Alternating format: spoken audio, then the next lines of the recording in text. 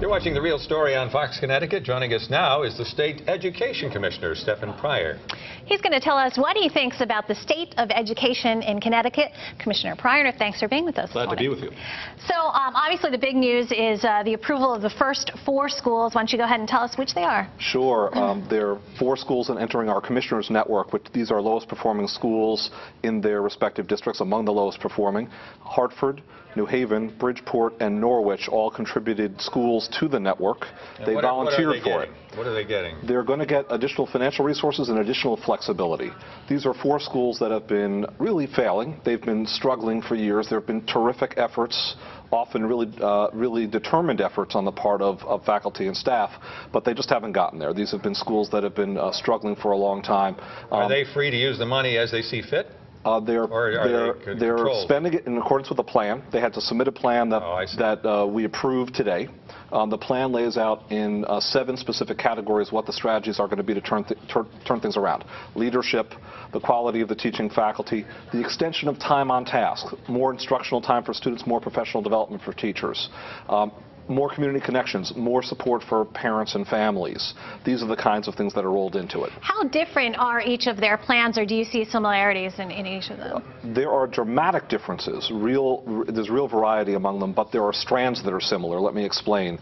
In just these 4 schools, we have a school that is going to be partnered with a charter management organization that started charter schools in Hartford, Jamoki Academy, and they're going to actually help to operate the school.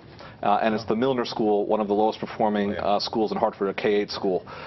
In New Haven, the teachers union is going to help operate the school itself. The union itself, the New Haven Federation of Teachers, which has a terrific reform track record and is really one of the most progressive unions in the state and country, they're going to help to turn around high school in the community, which has traditionally been a teacher-run school, but has been kind of on the decline.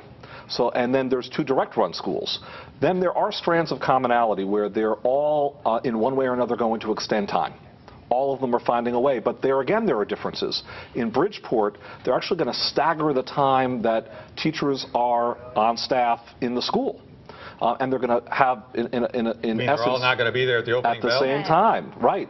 So there's going to be that kind of structure that's going to make it happen. And what's the point of that? How's that well, frankly, it's good for the teaching faculty because there may be different times of day that are more convenient and that are just more amenable. It's also good for the budget in that it's more efficient. You're not paying extended time overtime, you are paying the respective wages. And then there are other schools in the network among the 4 that are doing the more traditional extension of time with the same teaching faculty. And in the case of Jamoki Academy in Hartford, they're also doing Saturday academies. They're going to be open on Saturdays for students in need of some remediation. So there's variety in how they're doing it, but they're all reaching for the same goals. And how what are we to understand about the amounts of money that are going to each of these schools? Are they all the same, or they get different amounts? There'll be some variation depending upon the program that they've outlined in the range of approximately $1 million to $1.5 million per school. Wasn't there some concern, especially from the teachers' unions, that there would be teachers who would lose their jobs under this Commissioners Network? I think there was concern, consternation, anxiety of various forms around this, and what I think we've already shown is that the teams have gotten together at the school level and they've engineered these plans together. In each of the 4 cases, the administration of the district and representatives of the school sat down with representatives of the union and with parents and other stakeholders, and they hammered out the plan. And we do have the option in the Commissioners Network legislation of identifying a school and saying, look, this really hasn't worked, and proposing interventions. That does exist in legislation. But what we found was when we identified these schools by letting the districts volunteer them and actually bring the teams together, they put the plans together, which really reduces anxiety. And then there were a lot of staffing changes that were made. In all 4 cases, they've already been made, or they're in the process of making them, and they're finding the way. They're coming up with solutions together. I know the recent test results, the standardized test results, Connecticut Mastery Test, showed just a little tweakage, a little bit of improvement in the gap between the lower income families, the kids from lower income families, and the higher income families. What was your reaction to that? Why aren't we seeing more improvement? We keep throwing money in and new ideas, but things don't seem to be changing. First of all, I think it's very important to note there are 2 gaps that Connecticut is experiencing. One is the achievement gap between students of means and students in poverty.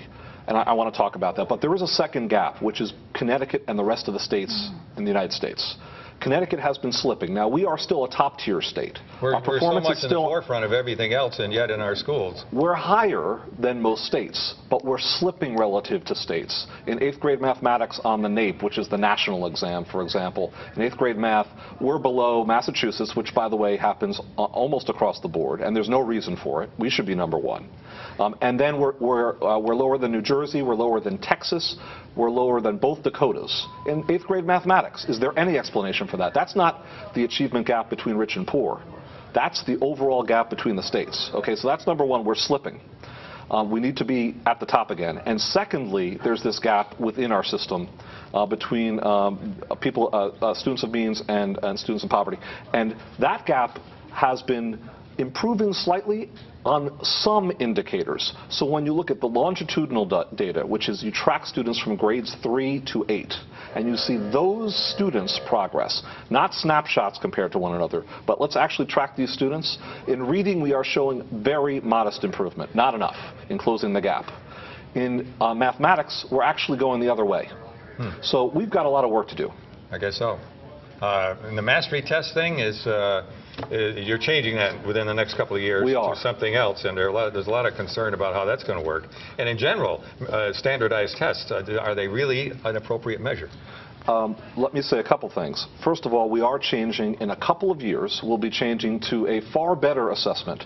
Now, that's not a panacea, and assessments are not the only measure that's appropriate to determine performance. But let me come back to that point. Well, we're out of time, unfortunately, but you know, we'll pick that up on a future visit. Yeah, we'll have to come back.